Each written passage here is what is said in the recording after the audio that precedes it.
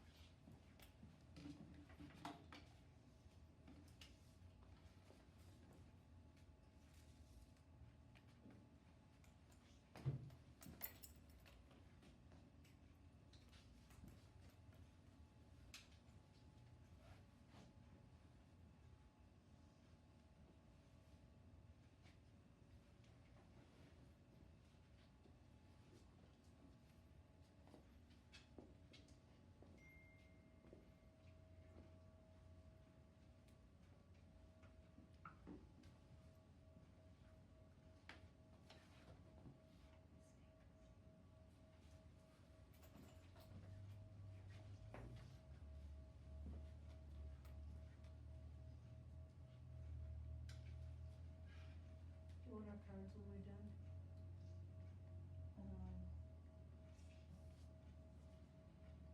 No. I think we're gonna talk about it like on the fourth slide.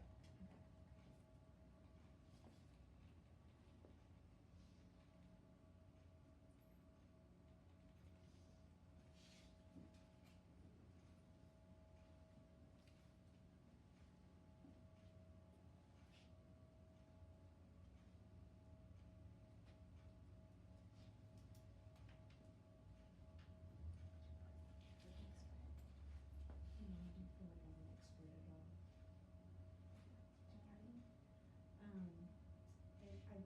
Teaching writing is not my first love, and so it's hard for me to administer it, and like the grading process seems really overwhelming to me. So that was, I just put out, I don't feel like I'm an expert at teaching. All right, we got 1 minute. Then we're gonna share.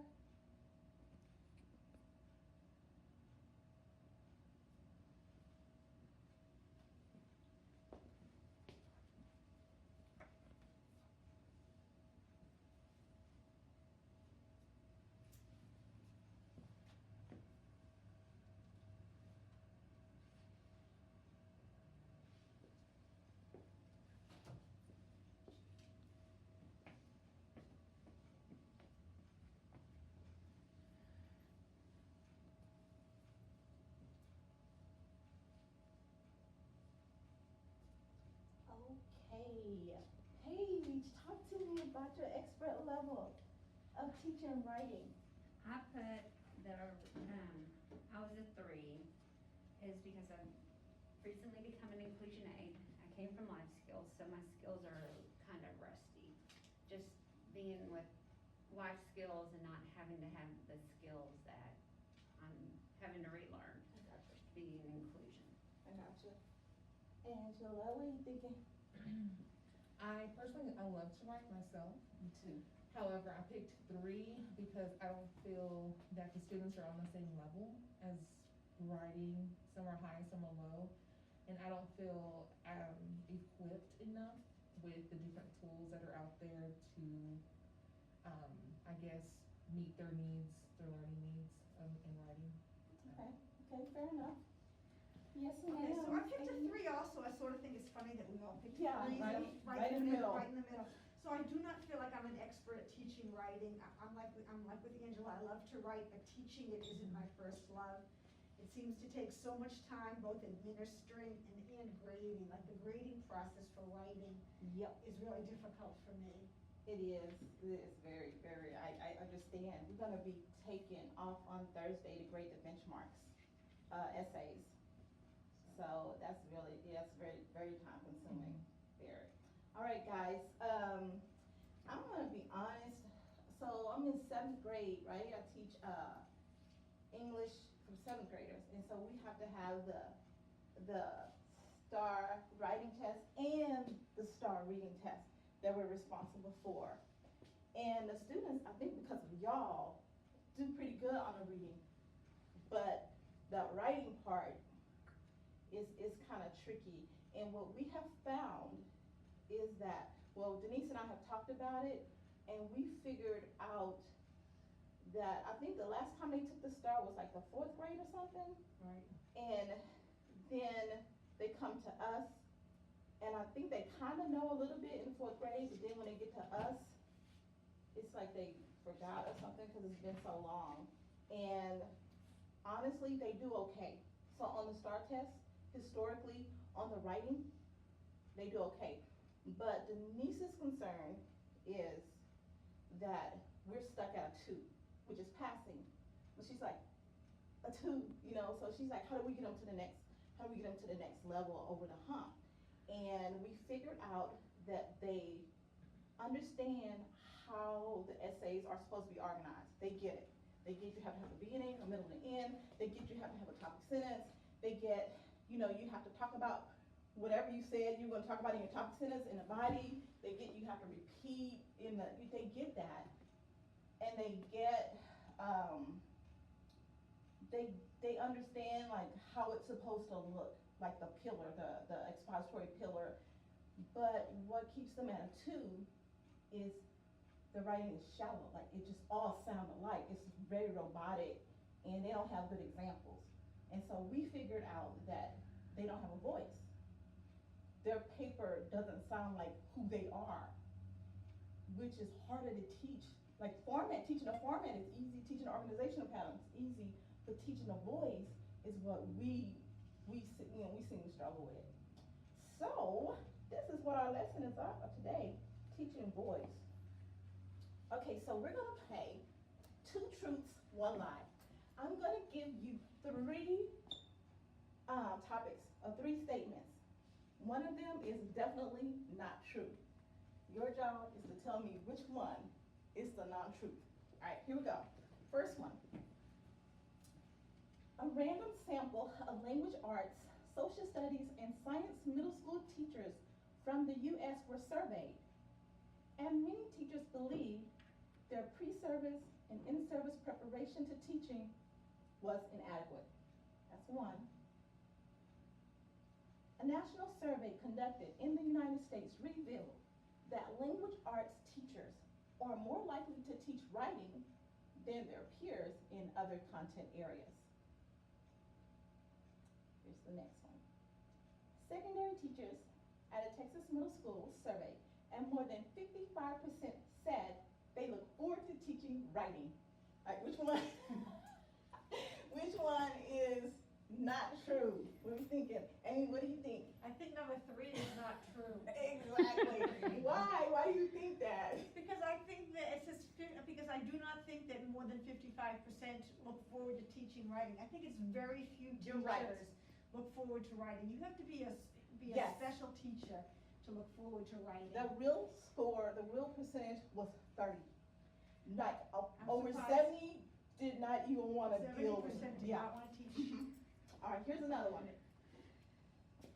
The Business Newsletter, Inc. reported more than $3.1 billion is being spent annually on remedial writing training. So these are companies that have to retrain their employers. Having a college degree saves students from the efforts of poor writing skills. Over 90% of white-collar workers use writing as part of their job. Think about it. Which one is not true?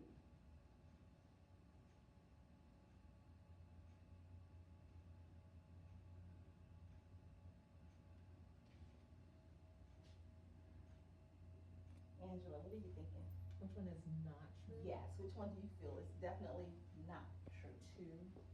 Yes, having a college degree saves students from the effects of poor writing skills. Unfortunately, college does not fix right. They actually expect the students to know how to write, so they don't even teach writing.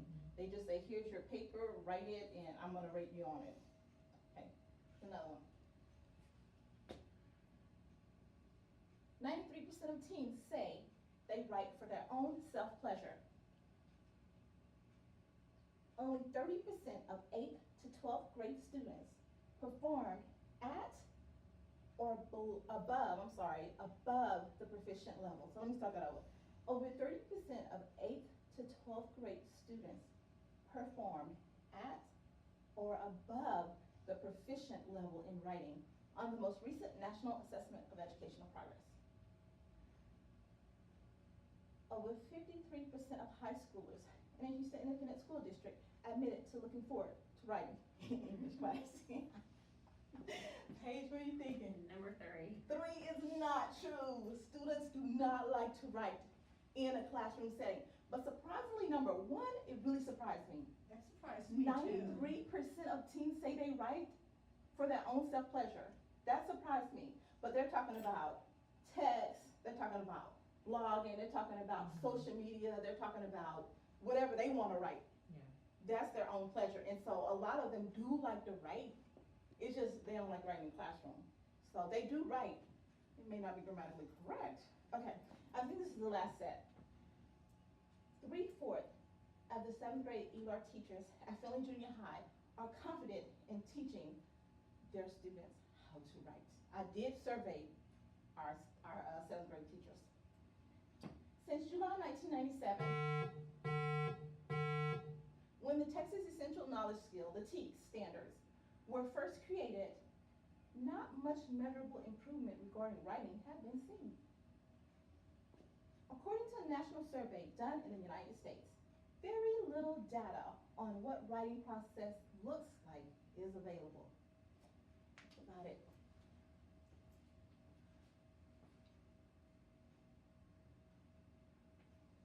Which one is not true? It's 2 tricky ones. What are you thinking, Amy? I think the first one is not true. Gosh, how do you know that? When I originally chose number 1 as the lie, I misread it. First I thought it was all 7th grade teachers. That's why I picked that one. But it's even more concerning that 3/4 of the ELAR teachers are not confident in teaching students how to write. That's true. I think it's just hard. I think it's hard to teach kids how to write. I think you can assign them something and say, okay, here, go write. But I think it's difficult to teach them the process how to write. How to think, because they don't think they have any ideas, and they sit and they're like, well, I don't know what to write, or I don't know. It's hard to pull it out of them. Right. And a lot of times they'll say, I don't know what to write, and you give them a topic, and they'll say, I don't want to write about that. Yeah. You know, so. Absolutely. Right. And then there are some kids who just like take no matter what the topic is, they just sit down and start writing. But I think the process of figuring it out is. And those students are usually good readers. Those that's what I've seen. Those that just start writing and don't even care to ask you, anything about it, they are really good readers. So. Interesting. Paige, you gonna say? Well, I find it hard, being inclusion and inclusion aids this year, it's hard for the inclusion students that fall under the SPED umbrella to catch on to how you want it to write. I mean, I can't tell you how many times I've had to like sit there and have them brainstorm and pick their brains and just try to get it out of them because they don't know and they don't know where to start. Yeah. And it makes it hard on them, but. Right. All right, y'all did awesome. All right, so y'all just said what this says. So the writing process, that's just the process. They get it, they see, they know the process. That's not the problem, it's starting, it's getting started. So the writing process, we teach them brainstorm, we know the process, right? Pre-writing, drafting, revising, editing, publishing. I model it. Cool. Eventually they get it, they understand how to do that part of it. But like I said, the essays almost sound alike because if I use one example, like let's say, the importance of hard work. Well, look at Michael Jordan and how he had to work hard to get what, they all use that example and their little papers all sound alike and there's no individual voices in it. They totally get this, how it's supposed to lay out. You know, how you have to have this in the intro, you have to support it, you have to, they totally get that. So that's easy. They get this one, which is just a different genre of writing. They get how to do the narrative, they get the dime, they get that, that's easy. And then we do the persuasive writing one too. They totally understand how to do this. All the graphic organizers, cool. The problem is truly voice. Their personality is not in their paper. Their papers are shallow. Excuse me, but they're boring. Okay, yes, I said it. Their papers are boring. And when you have to read 100 essays and they don't have a personality, it could just be a very daunting task, you know.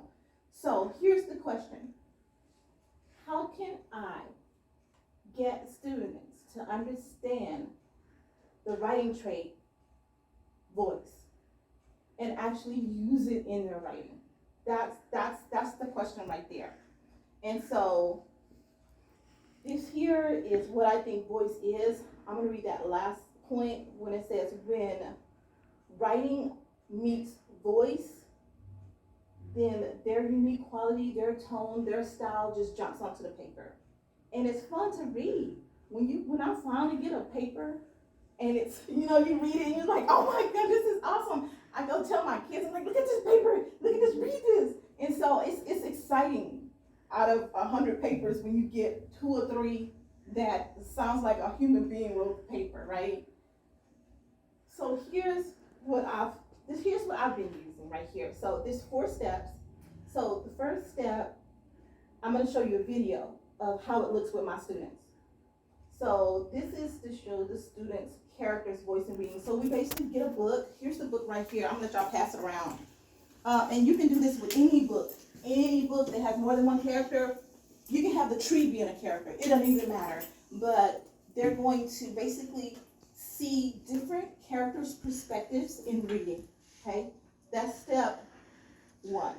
Step 2, we're going to have the students to analyze those voices. And you'll see my students doing it in the video. I got a 5-minute video on that. So they analyze, like, okay, so who is this character? And how did this character experience this situation? And how did their experience differ from the other character who experienced the same thing? So when they start seeing that different characters have different voices, they'll start getting a clue to what a voice is. And then what we're going to do together is step 3, and that's when you have the students practice writing different voices. So you give them a situation, and then you say, I want you to rewrite this from the perspective of whatever. And so we'll do that one together. And then 4, basically just eventually they'll write using their own voice. But once they figure out that voices exist, you know, in different things, then they'll say, oh, so I have an opinion too, you know, and it doesn't work if you don't practice it. But that's the only way that I've been able to get my students to understand voice. We start from reading, and then we go to writing, and then of course they talk about it and discuss it, and then they eventually write with their own voice. Okay, so this is going to be one. I did a lesson called Voices in the Park with my 7th graders. Y'all old 6th graders, right? And so the objective was students will analyze the perspective of 4 characters from the children's book Voices in the Park. And then what I like about this book is that it's just elementarily laid out. You know, the different characters, they have one situation told from like 4 different characters' perspective. So but like I said, you can do it with any book. The objectives, student will be given a paragraph and will brainstorm how the voice will change depending on the perspective. That's what we're gonna do. And then students will eventually write. Nobody's going to do that part because we don't have time. And then these are the teaks. Like I said, I'm in 7th grade, so I did the 7th grade teaks. Respond orally or in writing with appropriate register, vocabulary, tone, and voice. And then my ELPs for my language speakers, narrate, describe, and explain with increasingly specificity. Say that word, Amy? Specificity. You did good. And detail to fulfill content area writing needs, as more English is required. All right, so here is the video right here. So this is the actual story here. Voices in the Park by Anthony Brown. First voice. It was time to take Victoria, our pedigreed Labrador, and Charles, our son, for a walk. When we arrived at the park, I let Victoria off her lead. Immediately, some scruffy mongrel appeared and started bothering her. I shooed it off, but the horrible thing chased her all over the park. I ordered it to go away, but it took no notice of me whatsoever. Sit, I said to Charles. Here. I was just planning what we should have to eat that evening when I saw Charles had disappeared. Oh dear, where had he gone? You get some frightful types in the park these days. I called his name. So this is the rich lady and her child experiencing the park right here. Then I saw him talking to a very rough-looking child. Charles, come here at once, I said. And come here, please, Victoria. We walked home in silence. Okay, so that was the rich lady's experience with her. Was that a dog she had? Her dog and her Her son. Her son. Voice. I needed to get out of the house, so me and Smudge took the dog to the park. He loves it there. I wish I had half the energy he's got.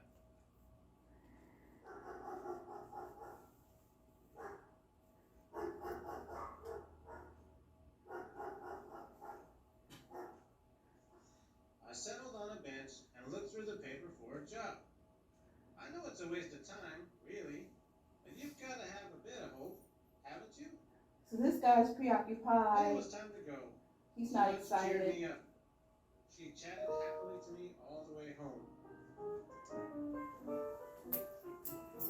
Okay, I'm gonna stop right now, but y'all get the point, right? Third voice. No, stop.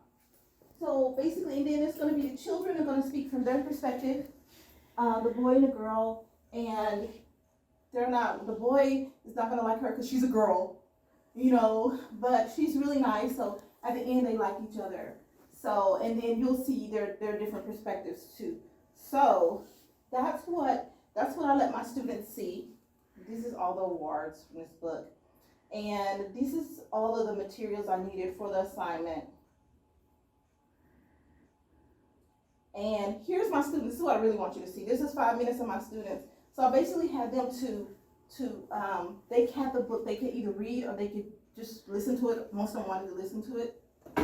And so they listened to the book, and I put them in groups, and I had them to write down and chart who the characters were, how did they feel, how did they experience the park, and what do we know about their perspective. So I do want, we're gonna watch this one. See if y'all recognize anybody.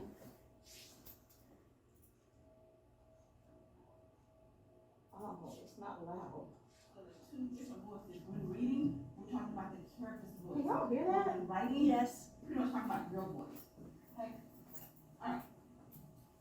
So, this is the book right here that we're going to go over.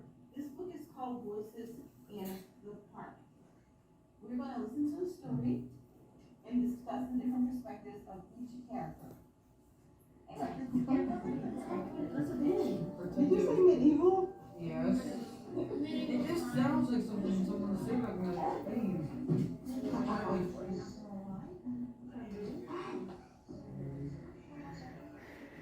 This is modern culture. This is what I call modern culture. Yeah, I agree. When I hate copying down stuff. I can actually read that. I don't know what to say. She's so giggly. Listen to her.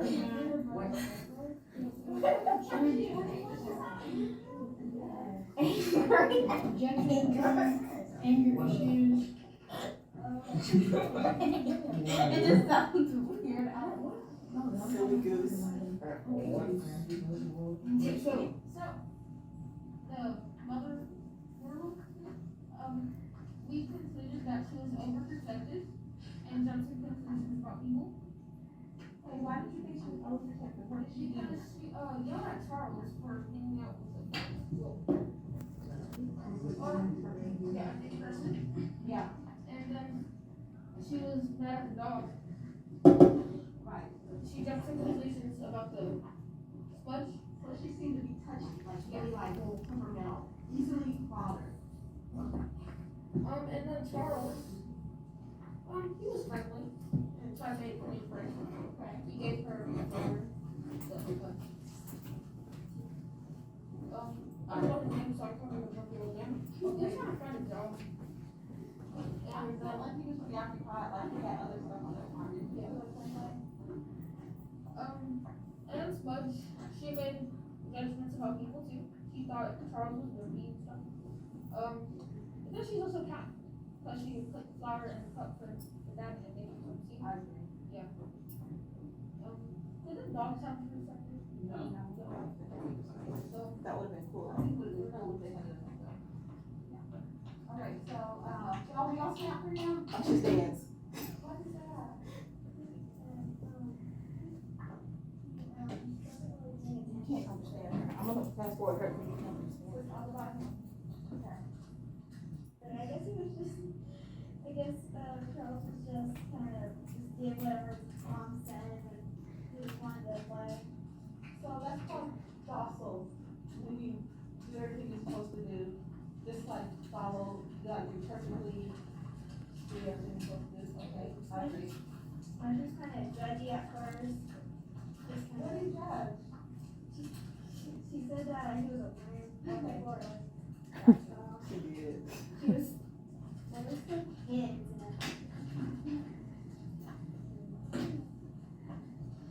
and Mom might have been like mad when she got to the park because the dog came in, the other dog that she called a mongrel, was trying to mess with her dog and bothering them. Right. And she tried to show her what she.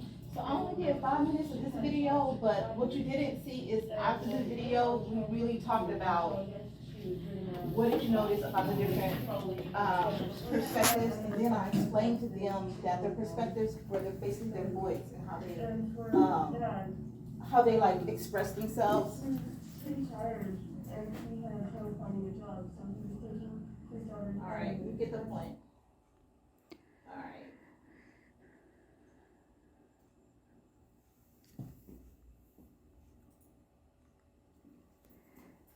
See that? No.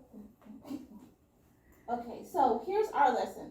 So after, pretend like we did that. Pretend like we did what they did, because we're about to move to the next step. So after the students figure out that each of the characters have voice, then what I had them to do was this here, rip pants.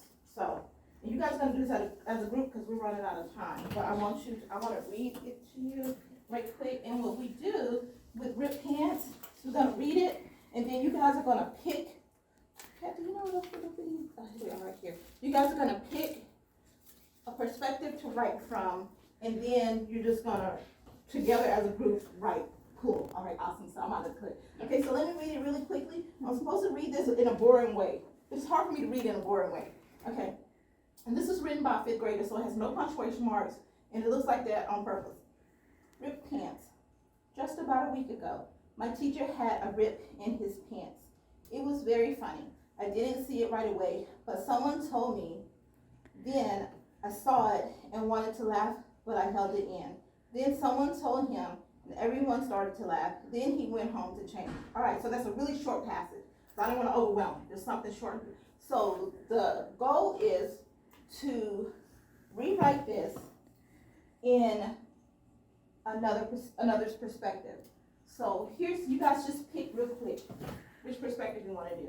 So you can do the perspective of the principal, same situation, though, same story, or you can do the perspective a student who liked the teacher, or you can write from a perspective a student who did not like the teacher, or you can write from the perspective of the actual teacher, or you can write from the perspective of the pants. So y'all go over there and figure whose perspective, and you can write it just as short as this, like a few sentences, and then we'll share, so talk about like how the perspective will change based on whatever, and then y'all decide, and then write. Because if it's the student who doesn't like the teacher, this is gonna be hilarious. Yes. And probably revengeful, like that's what he gets for, making me stop talking or whatever. And of course, the student front that likes the teacher is gonna be more, Caring. yeah. So y'all talk about that real quick, and give me some paper. In the tray in the back of the room, it says notebook paper, those black trays, no, back under the clock. In the black trays is notebook paper. I think we should do it from the teacher's perspective. I think, you know what I mean? Can you imagine if you were the teacher and that happened to you? And you just need one paper, cause we just gonna do this one time, y'all can just help each other.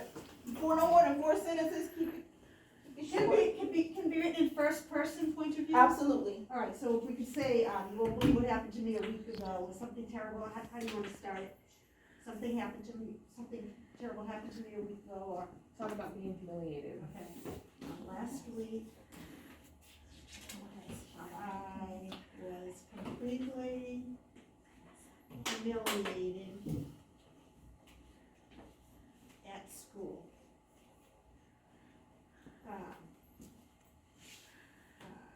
Let's see, I saw like something about, see if you can make this sound better, but something about I saw students laughing and pointing, but I didn't know why.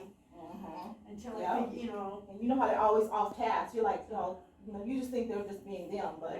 last week was completely. Okay. What caused this humiliation? You asked my students. Saw my Superman underwear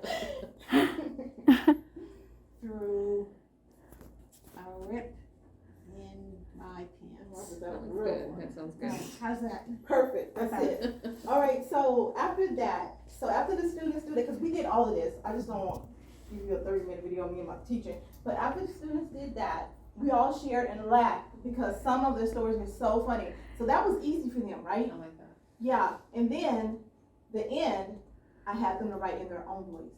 What if it happened to you? Oh, And so that's just good.